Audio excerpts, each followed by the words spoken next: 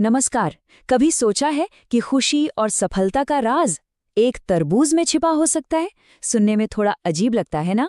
पर आज हम एक ऐसी ही अनोखी और गहरी कहानी को समझेंगे जो है तो बहुत छोटी सी, पर शायद जिंदगी को देखने का हमारा नजरिया ही बदल दे।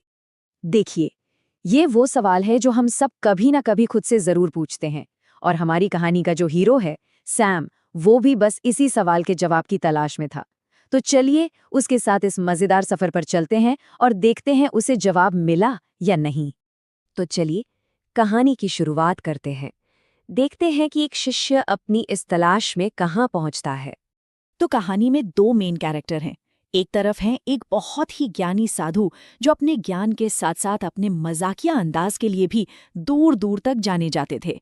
और दूसरी तरफ है सैम, एक जोशीला नौजवान जिसके दिमाग में बस यही चल रहा था कि जिंदगी में खुश और सफल कैसे हुआ जाए। तो सैम बिना ज्यादा सोचे समझे सीधा पहुंच गया साधु के पास और जाकर बस एक ही सवाल किया, गुरुजी, मुझे खुशी और सफलता का राज जानना है, प्लीज मुझे सिखाइए। और बस यहीं से कहानी का असली मजा शुरू होता है। अब सैम का सवाल तो बहुत गहरा था, लेकिन साधु का जवाब वो कुछ ऐसा था जिसके बारे में सैम ने सोचा भी नहीं होगा। कोई प्रवचन नहीं, कोई बड़ी बड़ी बातें नहीं, बल्कि एक बड़ा ही अजीब सा काम।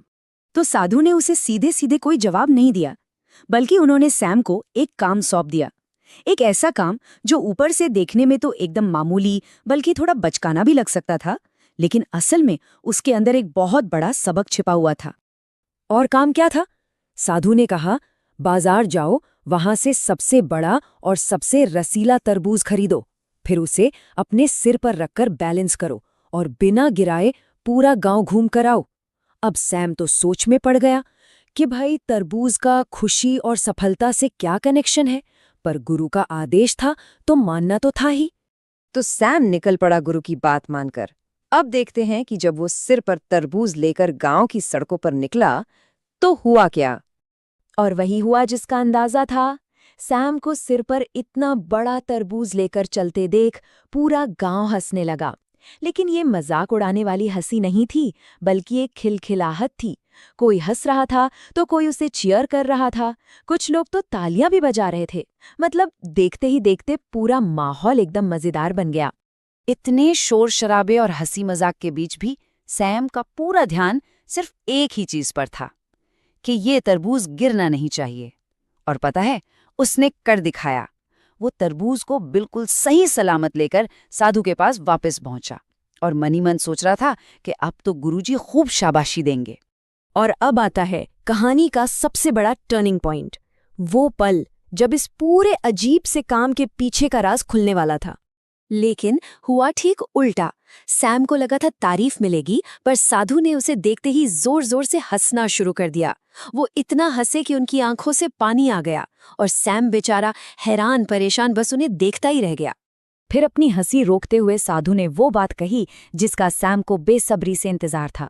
उन्होंने कहा, देखा, खुशी और सफलता का राज कोई बहुत मुश्किल चीज नहीं है। ये तो ठीक उतना ही आसान है जितना इस तरबूज को सिर पर लेकर चलना। और बस इसी एक लाइन में सारा सबक छिपा था।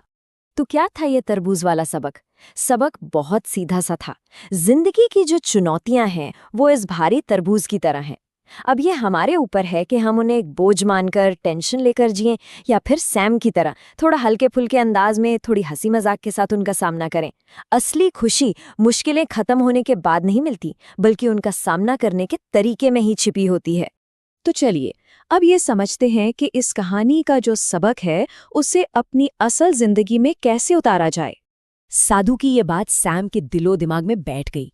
उसे समझ आ गया कि असली सक्सेस सिर्फ मंजिल तक पहुंचना नहीं है, बल्कि उस पूरे सफर को एंजॉय करना है। और उस दिन के बाद से उसने जिंदगी को एक बोझ की तरह नहीं, बल्कि एक खेल की तरह देखना शुरू कर दिया और हर मुश्किल का सामना एक मुस्कान के साथ किया। तो इस पूरी कहानी से हमें क्या सीख मिलती है? पहली बात, मुश्किलों को एक चैलेंज की तरह देखो, बोझ की तरह नहीं। दूसरी, मंजिल से ज्यादा सफर में मजा ढूंढो।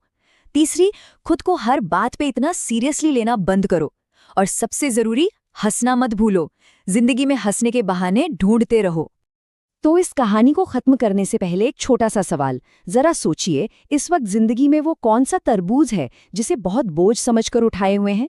क्या पता उसे भी थोड़ी हंसी और हल्के मन से उठाने की कोशिश की जा सकती है।